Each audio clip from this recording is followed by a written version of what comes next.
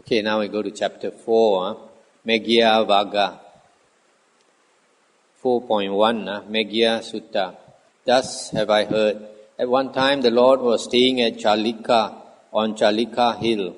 At that time the Venerable Megya was the Lord's attendant. Then the Venerable Megya approached the Lord, prostrated himself, stood to one side and said, I wish to go into Jantu village for alms food, revered sir. And the Buddha said, Do now, Megya, what you think it is time to do. Then the Venerable Megya, having put on his robe in the forenoon and taken his bowl and outer cloak, entered Jantu village for alms food. Having walked in Jantu village for alms food, after the meal, on returning from collecting alms food, he approached the bank of the river Kimikala. As he was walking and wandering up and down beside the river for exercise, he saw a pleasant and charming mango grove. On seeing it, he thought, This mango grove is very pleasant and charming. It is eminently suitable for the endeavor of a young man of good family who is intent on the endeavor. If the Lord were to give me permission, I would come and endeavor or strive in this mango grove. Then the Venerable Megya approached the Lord, prostrated himself, sat down to one side and said, Revered sir, having put on my robe in the forenoon, etc., I approached the bank of the river Kimikala and saw a pleasant and charming mango grove. On seeing it, I thought, This mango grove is very pleasant and charming. It is eminently suitable for the endeavor of a young man of good family who is intent on the endeavor. If the Lord were to give me permission, I would come and strive in this mango grove. If, revered sir, the Lord gives me permission, I would go to that mango grove to strive. When this was said, the Lord replied to the Venerable Megya, As we are alone, Megya, wait a while until some other monk comes. In other words, the Buddha wants him to accompany the Buddha, attend to the Buddha. A second time, the Venerable Megya said to the Lord, Revered sir, the Lord has nothing further that should be done, and nothing to add to what has been done. But for me, revered sir, there is something further that should be done, and something to add to what has been done. If, revered sir, the Lord gives me permission, I would go to that mango grove to strive. A second time, the Lord replied to the Venerable Megya, As we are alone, Megya, wait a while until some other monk comes. A third time, the Venerable Megya said to the Lord, Revered sir, the Lord has nothing further that should be done, etc., etc. I would go to that mango grove to strive.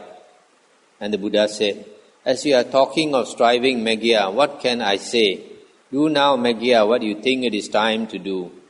Then the Venerable Megya rose from his seat, prostrated himself before the Lord, and keeping his right side towards him, went to the mango grove. On entering the mango grove, he sat down at the foot of a certain tree for the rest period during the middle of the day.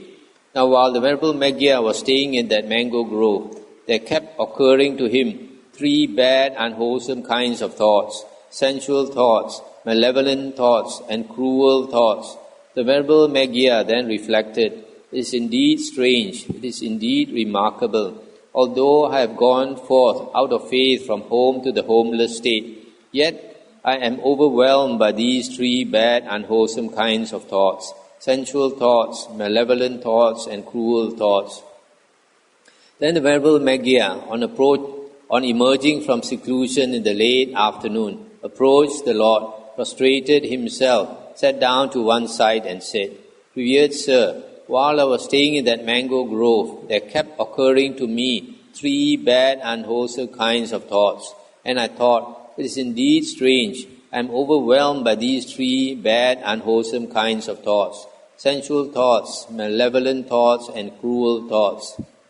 And the Buddha said, When liberation by mind is as yet immature, Megya, 5 things lead to its maturity. What 5? Here, Megya, a monk has good friends, or a good friend, good associates, good companions. When liberation by mind is as yet immature, Megya, this is the first thing that leads to its maturity. Stop here for a moment. This good friend is Kalyana Mitta. I think in Chinese they translate it as San Zhi Si. good knowing advisor.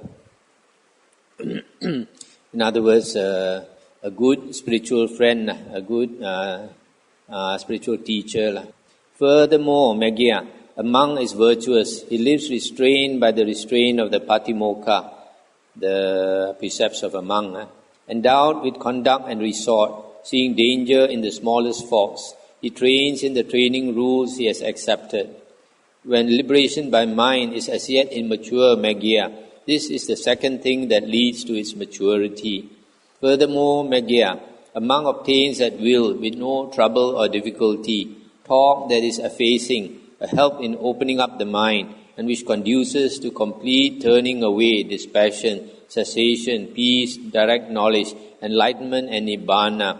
That is, talk about fewness of wishes, talk about contentment, talk about seclusion, talk about non-gregariousness, talk about putting forth energy, talk about virtue, talk about concentration, talk about wisdom, talk about liberation, talk about knowledge and vision of liberation. When liberation by mind is as yet immature, Megya, this is the third thing that leads to its maturity. Furthermore, Megya, a monk lives with energy instigated for the abandoning of unwholesome states and the acquiring of wholesome states. He is vigorous, energetic and persevering with regard to wholesome states. When liberation by mind is as yet immature, Megya, this is the fourth thing that leads to its maturity. Furthermore, Megya, a monk is wise, endowed with the noble one's penetrative understanding of rise and disappearance or cessation, leading to the complete ending of suffering. When liberation by mind is as yet immature, Megya, this is the fifth thing that leads to its maturity. When liberation by mind is as yet immature, Megya, these five things lead to its maturity. It is to be expected of a monk who has good friends or a good friend, a good associate, a good companion, that he will be virtuous, that he will live restrained by the restraint of the Patimokkha rules, endowed with conduct and resort, and seeing danger in the smallest faults. He will train the training rules he has accepted. It is to be expected of a monk who has a good friend that he will obtain at will, with no trouble or difficulty, talk that is effacing, a help in opening up the mind, etc., talk about knowledge and vision of liberation. It is to be expected of a monk who has a good friend that he will live with energy instigated, vigorous, energetic and persevering with regard to wholesome states. It is to be expected of a monk who has a good friend that he will be wise, endowed with the noble one's penetrative understanding of rise and cessation, leading to the complete ending of suffering. A monk, Megya, who is established in these five things, should also cultivate four additional things. Foulness or unattractiveness should be cultivated for overcoming lust. Loving kindness should be cultivated for overcoming malevolence or ill will. Anapanasati, mindfulness of the breath, should be cultivated for cutting off thinking. The perception of impermanence, anicca, should be cultivated for the removal of the conceit, I am. For when one perceives impermanence, Megya, the perception of no self or non-self is established. When one perceives not self, one reaches the removal of the conceit, I am, which is called nibbana here and now. Then on realizing its significance, the Lord uttered on that occasion this inspired utterance. Trivial thoughts, subtle thoughts, mental jerkings that follow one along. Not understanding these mental thoughts, one runs back and forth with wandering mind. But having known these mental thoughts, the ardent and mindful one restrains them. An awakened one has entirely abandoned them. These mental jerkings that follow one along. That's the end of the sutta. This sutta is quite good because a lot of monks, they are impatient to practice. The Buddha asked him to wait to serve the Buddha until another monk comes along, but he was impatient. He thought, there's such a nice piece of mango grove there. He thought if he goes there, it's so conducive, his mind will become concentrated immediately. When he went there, he found, surprisingly, that all these thoughts was disturbing him. So the Buddha told him, 5 things are very important for a monk. One is a good spiritual friend or a spiritual teacher. The second one is to have a very good sila, keep the precepts very well. The third is to have Dhamma talk from somebody who is wise about the Dhamma. A lot of people think all this talk and all this studying is not important, but it is one of the conditions for liberation. Then the fourth is energetic effort. Then the fifth, the monk has to be wise, always to be able to see rise and fall, birth and cessation of everything in the world. Everything arises and ceases. 4.2 Udatta Sutta. Thus have I heard. At one time the Lord was staying near Kusinara at Uppavattana in the sultry grove of the Malas. On that occasion a number of monks were living in forest huts not far from the Lord, and they were turbulent, arrogant, frivolous, garrulous, of loose talk, unmindful, uncomprehending, unconcentrated, with wandering minds and uncontrolled faculties. The Lord saw those monks living nearby in forest huts, with wandering minds and uncontrolled faculties. Then, on realizing its significance, the Lord uttered on that occasion this inspired utterance: with an unguarded body and encumbered by wrong view, overcome by lethargy and torpor, one goes along in the power of Mara. So one should be guarded in mind. One should make right thought one's domain. When he has put right view to the forefront and understood rise and fall, a monk who overcomes lethargy and torpor will forsake all bad destinations. So you see, some monks, they are not ready to live alone in the forest. This is another type of impatient monks. They go to the forest and construct these huts and live there, but their minds are wandering all over the place, and they are arrogant. They think they are forest monk, and so they are not making any progress. Actually, there is one sutta in the Satipatthana Samyutta of the Samyutta Nikaya. There was a monk who wanted to go and live alone, so he came to the Buddha for some advice. He told the Buddha he intended to go to the forest and live alone. That means he must have completed at least 5 years of training under a teacher. Then the monk told him, the monk wanted to teach him about Satipatthana, but the monk told him that there are 2 foundations you must start with. Every person on the spiritual path needs these 2 basic foundations before you start meditating. The Buddha said the first one is moral conduct, sila. Your sila must be very pure. Secondly, right view. A lot of monks, without gaining right view, they go off and meditate. Right view comes from studying the suttas. The Buddha said very clearly, only 2 conditions for right view we find in the Majjhima Nikaya. Only 2 conditions for right view. One is the voice of another teaching you the Dhamma. You cannot get the Dhamma without you cannot get right view without somebody teaching you the Dhamma. The second one is Yoniso Manasikara, careful attention, thorough attention.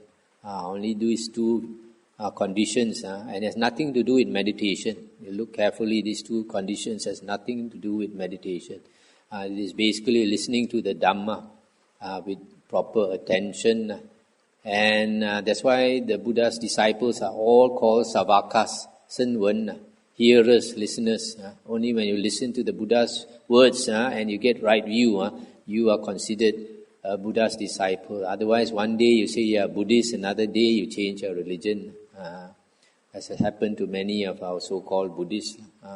So that's why here the Buddha says, encumbered by wrong view.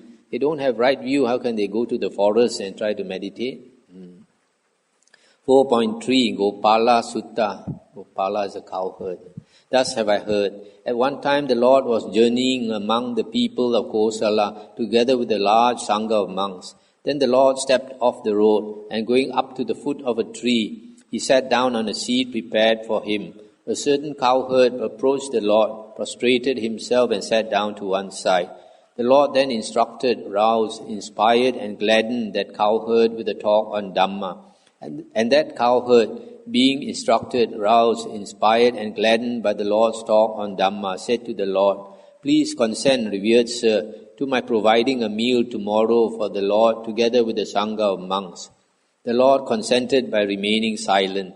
Then on seeing that the Lord had consented, the cowherd arose from his seat, prostrated himself before the Lord, and keeping his right side toward him, went away. When the night had ended, the cowherd prepared in his own dwelling a large quantity of thick rice gruel boiled in milk and a quantity of fresh ghee, and announced to the Lord the time for the meal, saying, "It is time, revered sir, the meal is ready." You see, last time people eat very simply, rice with milk, that's all. Nowadays we have so much variety of food, we get stomach upset from eating too many different types of food.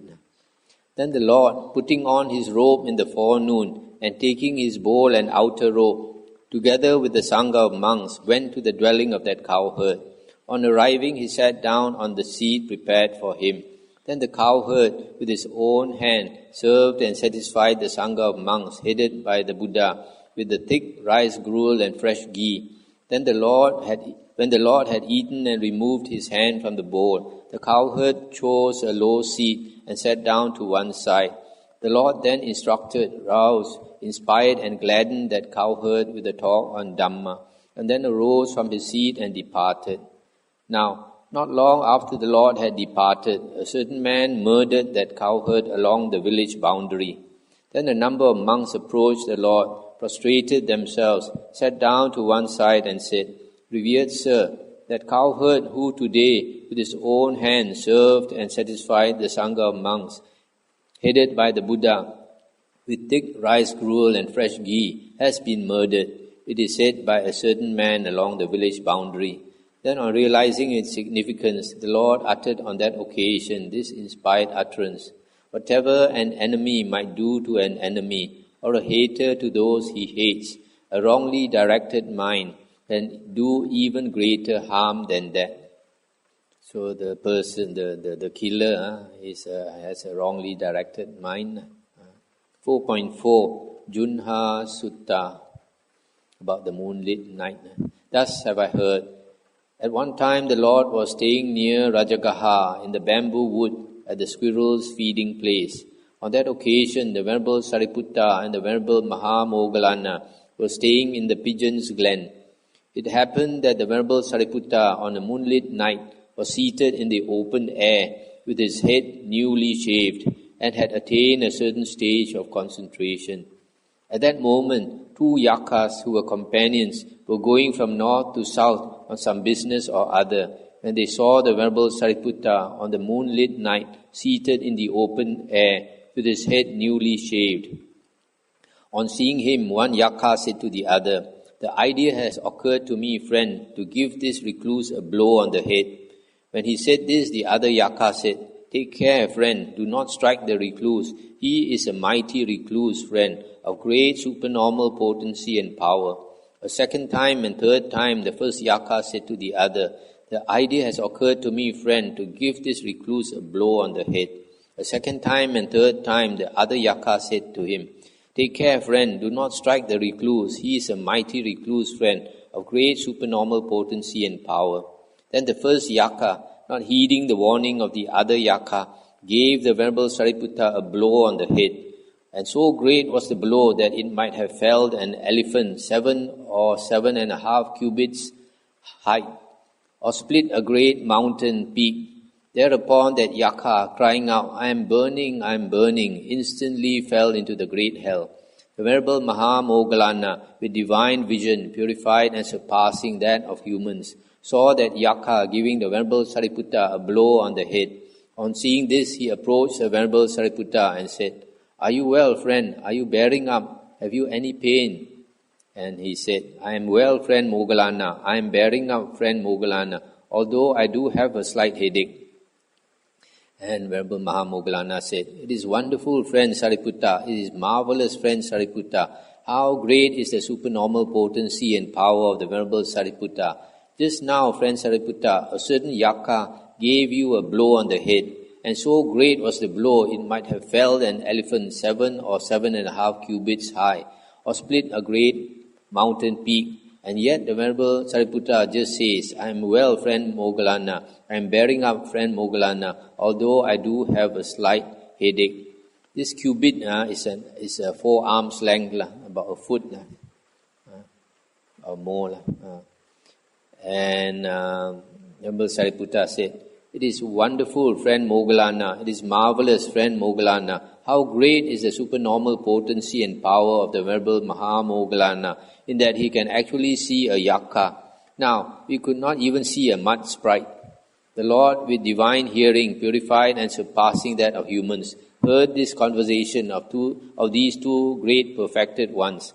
Then, on realizing its significance, the Lord uttered on that occasion this inspired utterance: "Whose mind stands like a mountain, steady, it is not perturbed, unattached to things that arouse attachment, unangered by things that provoke anger.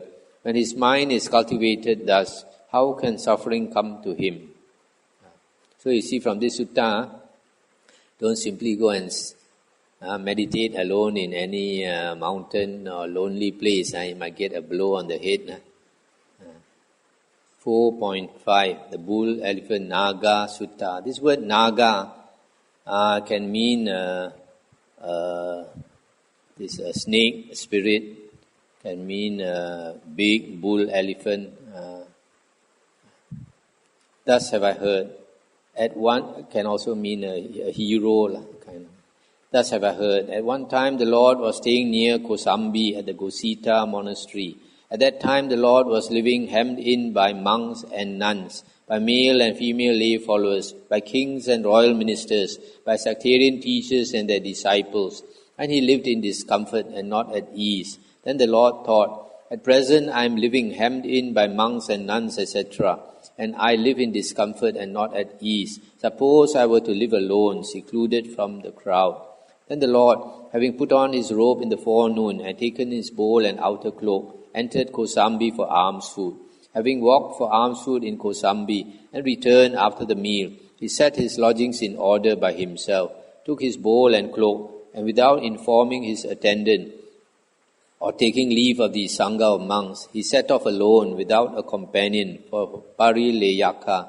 Walking on tour by stages, he arrived at Parileyaka and stayed near Parileyaka in a protected forest at the foot of an auspicious sal tree.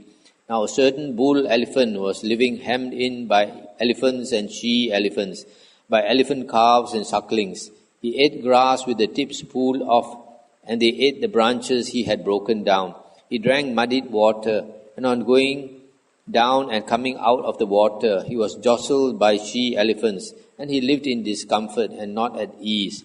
Then that bull elephant thought, "At present I am living hemmed in by elephants and she-elephants, by elephant calves and sucklings. I eat grass with the tips pulled off, and they eat the branches which I break down. I drink muddied water, and on going down and coming out of the water, I am jostled by she-elephants, and I live in discomfort and not at ease. Suppose I were to live alone, secluded from the crowd." So that bull elephant left the herd and went to Parileyaka, to the protected forest, and approached the Lord at the foot of the auspicious sal tree. On reaching the place where the Lord was staying, that bull elephant kept the place free of grass and brought water with his trunk for the Lord's use. Then while the Lord was in solitude and seclusion, this thought arose in his mind: "Formerly I was living hemmed in by monks and nuns, etc., and I was living in discomfort and not at ease. But now I live not hemmed in by monks and nuns, etc., in comfort and at ease." And also this thought arose in that bull elephant's mind: Formerly, I was living hemmed in by elephants and she-elephants, etc., and I was living in discomfort and not at ease. But now I live not hemmed in by elephants and she-elephants, etc. I eat unbroken grass, and others do not eat the branches which I break down. I drink clear water, and on going down and coming out of the water, I am not jostled by she-elephants, and I live in comfort and at ease. Then the Lord, on observing his own solitude, understood with his mind the thought in the mind of that bull elephant, and uttered on that occasion this inspired utterance. This unites mind with mind, the perfected one and the bull elephant, with tusks as long as chariot poles, that each delights in being alone in the forest. This sutta has been expanded a bit in other books, I think like Dhammapada commentary, where they say even a monkey also came to serve the Buddha together with the elephant. 4.6 Pindola Sutta. Thus have I heard. At one time the Lord was staying near Savatthi in the Jeta wood in Anathapindika's monastery. On that occasion, the Venerable Pindola Bharadvaja was sitting cross-legged not far from the Lord, holding his body erect. A forest dweller, an alms food collector, a rag robe wearer, a three-robe wearer, that means one set only of robes. One of few wishes, contented, secluded, solitary, energetic and ascetic, devoted to the higher mind. The Lord saw the Venerable Pindola Bharadvaja sitting cross-legged not far away, devoted to the higher mind. Then on realizing its significance, the Lord uttered on that occasion this inspired utterance, not insulting, not injuring, restrained by the patimokkha, moderation in eating, lodging in a secluded place, being intent on the higher mind. This is the instruction of the awakened ones. This Pindola Bharadvaja is mentioned in the Vinaya books. There was an occasion when a very rich man, he was curious whether there were still arahants in the world, because they were discussing whether there were still arahants in the world.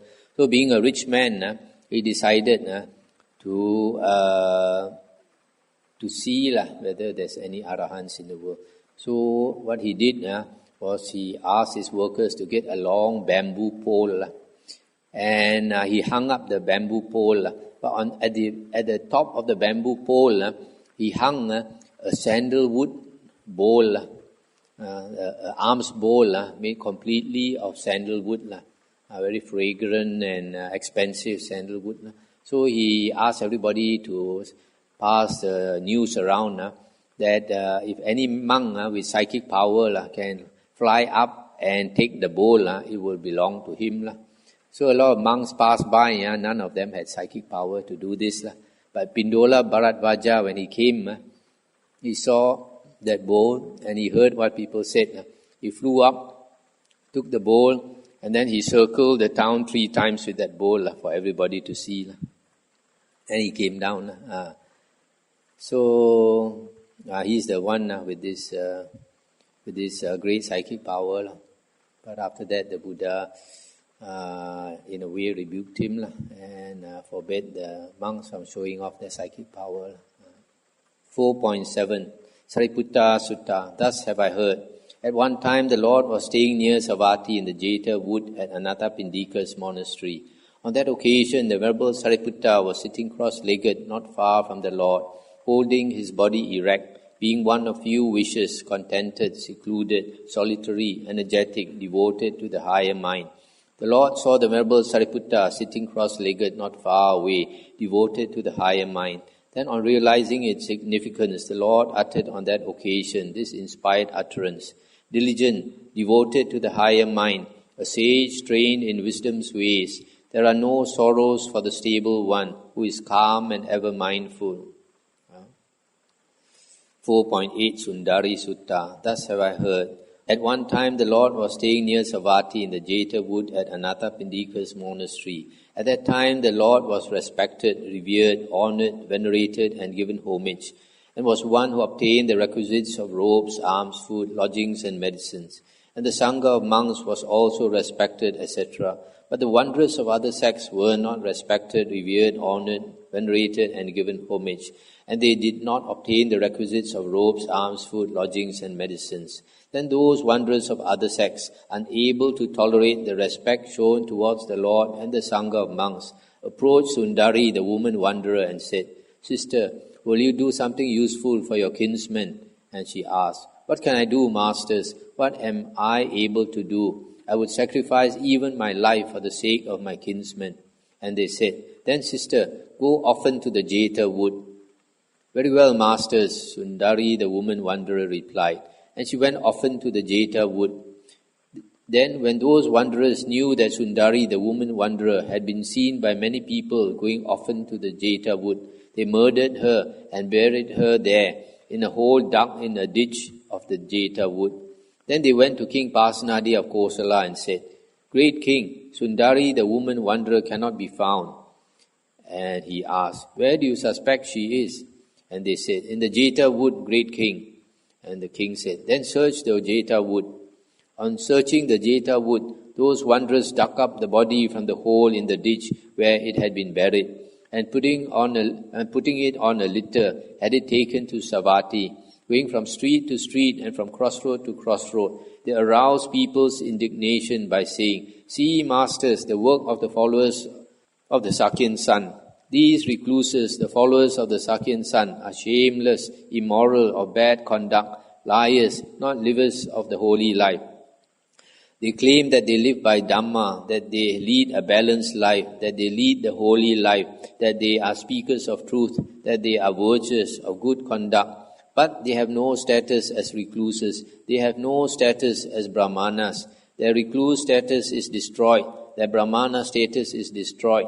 Where is this recluse status? Where is this Brahmana status? They have lost their recluse status. They have lost their Brahmana status. How can a man, having taken his manly pleasures, murder a woman?" Because of this, when people saw monks in Savatthi, they reviled, abused, provoked, and annoyed them with insults and harsh words, saying, "These recluses, the followers of the Sakyan son, are shameless, immoral, of bad conduct. How can a man, having taken his manly pleasure, murder a woman?" Stop here for a moment. So these wanderers, they purposely asked this Sundari to go often to the monastery, as though she was having an affair there. And then they murdered her and claimed that she was having an affair in the monastery and was murdered, maybe because they imply she was pregnant or something. Then a number of monks, having dressed in the forenoon and taken their bowls and outer cloaks, entered Savatthi for alms food. Having walked in Savatthi for alms food and returned after the meal, they approached the Lord, prostrated themselves, sat down to one side and said, "At present, revered sir, when people see monks in Savatthi, they revile, abuse, provoke, and annoy them with insults and harsh words." And the Buddha said, "This commotion, monks, will not continue long. It will continue for only 7 days, and after 7 days it will disappear. So monks, when people revile you, abuse, provoke, and annoy you with insults and harsh words, you should respond with this verse. The false accuser goes to hell, and also one who denies the deed he did.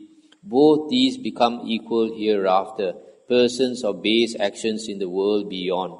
So those monks learned this verse in the Lord's presence, and when those people, on seeing monks, reviled them, they responded with the verse. Then those people thought, "These recluses, the followers of the Sakyan son, did not do it. It was not done by them.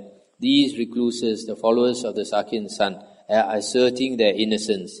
And the commotion did not continue for long. The commotion continued for only 7 days, and after 7 days it disappeared. Then a number of monks approached the Lord, prostrated themselves, sat down to one side and said, "It is wonderful, revered sir. It is marvelous, revered sir. How well was this foretold by the Lord. This commotion, monks, will not continue for long. After 7 days it will disappear. Revered sir, that commotion has disappeared." Then, on realizing its significance, the Lord uttered on that occasion this inspired utterance. Uncontrolled people pierce one with words, as they pierce a battle elephant with arrows. On hearing harsh words being uttered to him, a monk should endure them without hate. 4.9 Upasena Sutta. Thus have I heard. At one time the Lord was staying near Rajagaha in the bamboo wood at the squirrel's feeding place. Then while the Venerable Upasena Vangantaputta was alone in seclusion, this thought arose in his mind. It is a gain for me, it is a great gain for me that my teacher is the Lord, Arahant Sammasambuddha, that I have gone forth from home to the homeless state in this well-taught Dhamma Vinaya, that my fellows in the holy life are virtuous and of good conduct, that I have fulfilled the moral virtues, that I am concentrated and unified of mind, that I am an Arahant who is free from the asavas, that I am of great supernormal potency and power. Fortunate has been my life, and fortunate will be my death. Stop here for a moment. So this Upasena Vangantaputta, he had attained Arahanthood. Then on reflecting, he was very grateful that he was a disciple of the Buddha and that his fellow monks are so virtuous, etc., that he has attained liberation also. And the Lord understood with his mind the thought in the mind of the Venerable Upasena Vangantaputta and uttered on that occasion this inspired utterance: whose life causes no remorse and who sorrows not at death, the wise one who has seen that state sorrows not in the midst of sorrow. For a monk whose mind is calmed, who has destroyed the craving for being, the wandering on in births is finished, there is no further being for him. 4.10 Sariputta Sutta. Thus have I heard. At one time the Lord was staying near Savatthi in the Jeta wood at Anathapindika's monastery. On that occasion the Venerable Sariputta was sitting cross-legged not far from the Lord, holding his body erect and reviewing his own state of peace. The Lord saw the Venerable Sariputta sitting cross-legged not far away, reviewing his own state of peace. Then on realizing its significance, the Lord uttered on that occasion this inspired utterance: for a monk whose mind is calm and peaceful, who has cut the cord of craving for being, the wandering on in births is finished. He is freed from Mara's bonds. Okay, we stop here. Anything to discuss?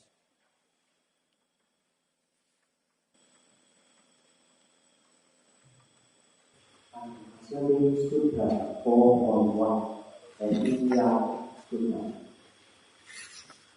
And Sutta is that after 5 things have been cultivated, 4 additional things should be done, which is boundless, loving kindness, anapanasati, and the perception in impermanence. And nowadays, many meditation masters teachers only select one object to be right. Would this limit our progress in the spiritual life? Actually, in the spiritual life, depending on how serious you are, if you become a monk, then the basic things like the Vinaya you have to learn very well, the suttas you have to learn, the duties in the monastery, the way to conduct, for example, the Pavarana, entering the range, and Katina and all these things. So this one is a complete training. This foulness is the asubha, unattractiveness of the body, what in Chinese we call puching kwan. And then metta, this one like metta is not that every monk has to cultivate it. If you have a problem with anger, then you need to cultivate metta. If you don't have a problem with anger, it might not be necessary to cultivate metta. And then this anapanasati. This anapanasati and this unattractiveness of the body are 2 different meditations. So if you don't want to cultivate both, you practice one or so, it's okay. But the foulness is, even though you practice anapanasati, you still have to realize that the body is not all that attractive. Normally we only see the body skin deep only. We don't think of the inner parts of the body. But we have to know also the body is not that beautiful when you contemplate all the things inside the body.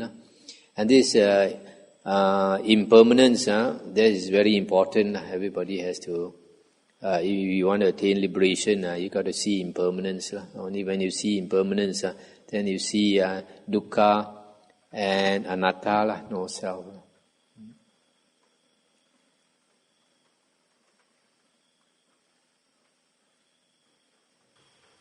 Thank you very much.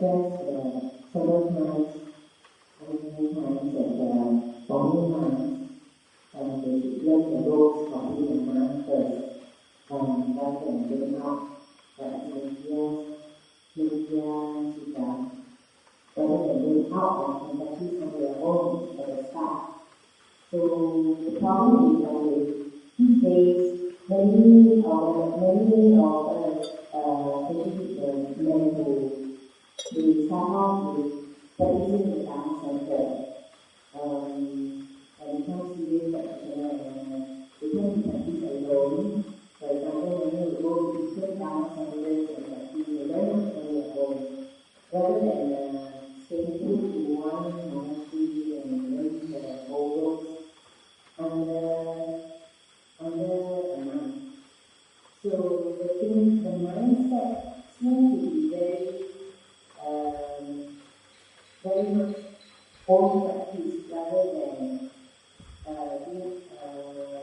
attracting to a community, a big community, and there's no sense of belonging to it, no sense of belonging to a monastery. It is like something here and there. To get into it, it's not something you just want to. Yes. This shows the immaturity of Buddhism in our country.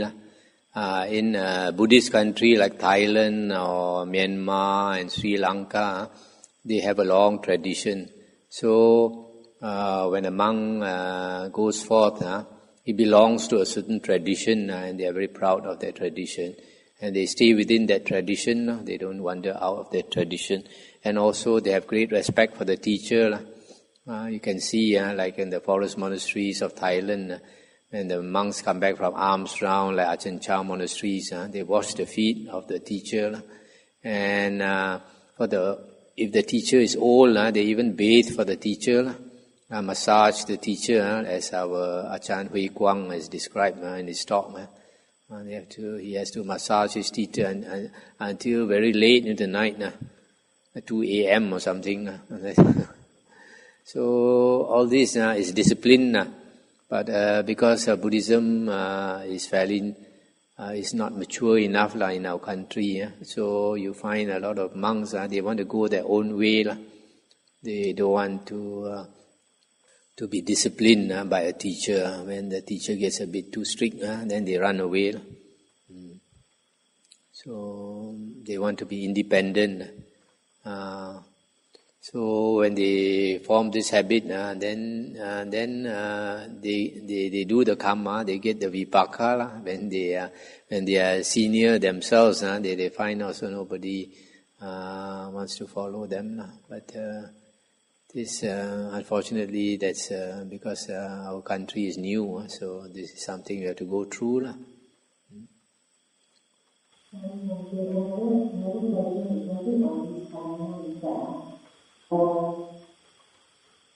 On one hand, we talk about the scientific senior good known advisors among senior men.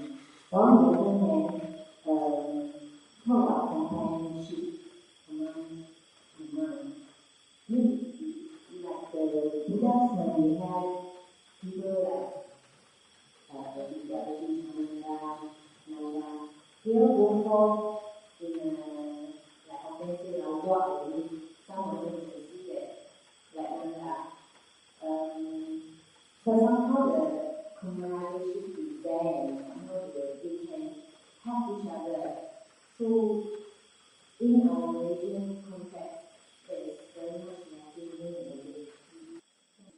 Yes, yes.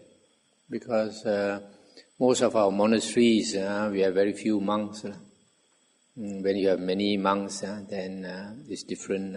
And you have a long tradition. So, I have stayed in Mahayana monasteries as a new monk, and I have stayed in monasteries in Thailand. I find, like in the forest monasteries of Thailand, they are more supportive. They take care of each other because they are trained by the teacher to take care of the teacher. So they also take care of each other. Whereas you find in Mahayana monasteries, they don't have this tradition. So even like in Malaysia, we have some old Mahayana monks. They have many disciples, but the disciples never live with them for long. So when they are old, their own disciples don't look after them.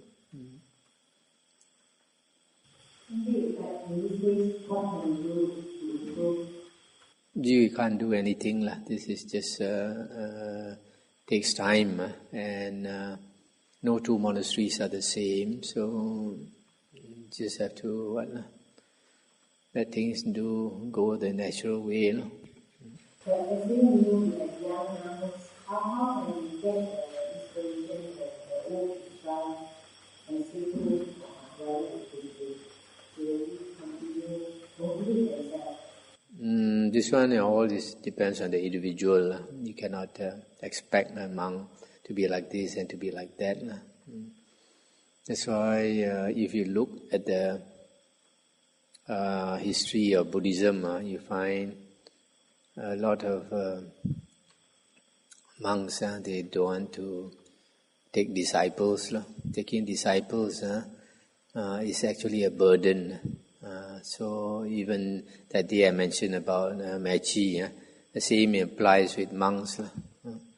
If from my experience, that some people say they want to become a monk here, I find they are not qualified to be a monk, so rather not take them. Just 1 or 2 days ago, I got a call from somebody in Penang side now, so he said he'd been listening to my Dhamma talk and he wants to come here to become a monk. But I know a bit about his background and I know he's not a suitable candidate. So this, you can't force the thing. And the other thing I noticed, that if people wear the robes after 40, it's very hard to train them. That's why, like in this Dhammakaya in Bangkok, near Bangkok, they don't accept people for monkhood after 40, because their habits are set. Not willing to bend. Younger people are willing to bend themselves.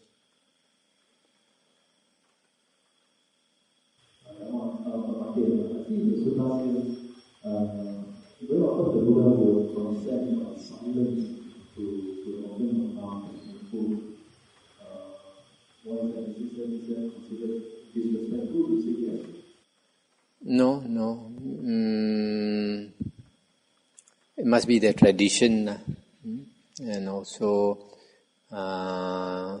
if he says yes, then if he cannot make it, then he's telling a lie.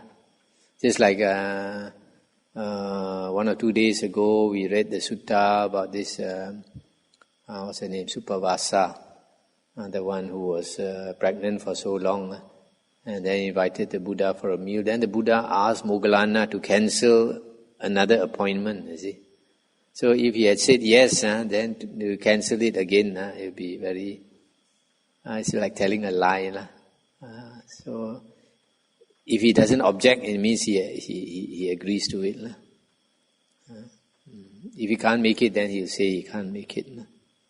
Of course, nowadays we don't do this. It's probably an Indian tradition.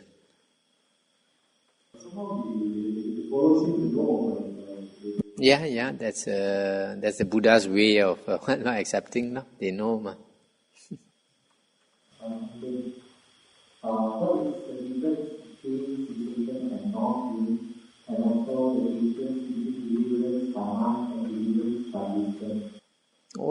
a very long question.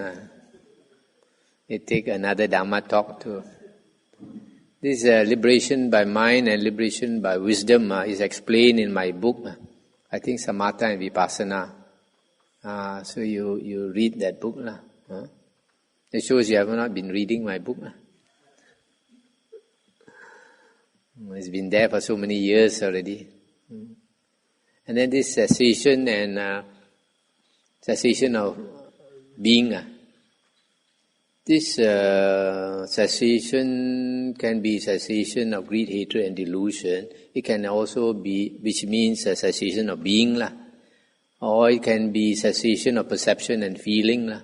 The cessation of perception and feeling is cessation of the sixth consciousness. When the sixth consciousness stops, it's also called nirodha, cessation, and cessation of perception and feeling.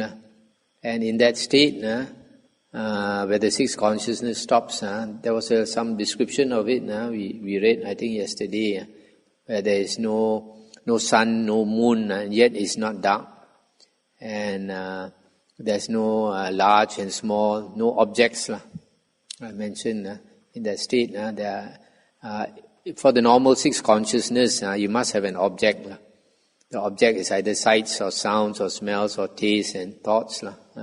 But in that cessation state, cessation of perception and feeling, which is cessation of consciousness, of the sixth consciousness, you have a different type of consciousness. It is bright and it is boundless and there is no object. When a person comes out of that state, he becomes an arahant. He knows that the whole world is only mind-made like a dream. That self is also in the dream. Many people think that mind is associated with people. Many think that mind is able to respond to disease. This is because most of our minds think alone.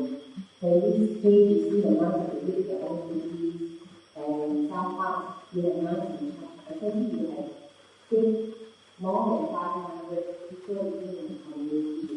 You can saw that we read at the Dhammavuddho article. We have honey and water all we send to the relatives. And maybe to the store and all. And here we have so many minds living together, so many thoughts and minds, which is contrary to what we think to be imagined. Yeah. Nowadays, a lot of people, they are used to a life of luxury, and then they come and wear the robe. Also, they think, they expect their life of luxury. But actually, during the Buddha's time, if you wear the robes, it's a very tough life.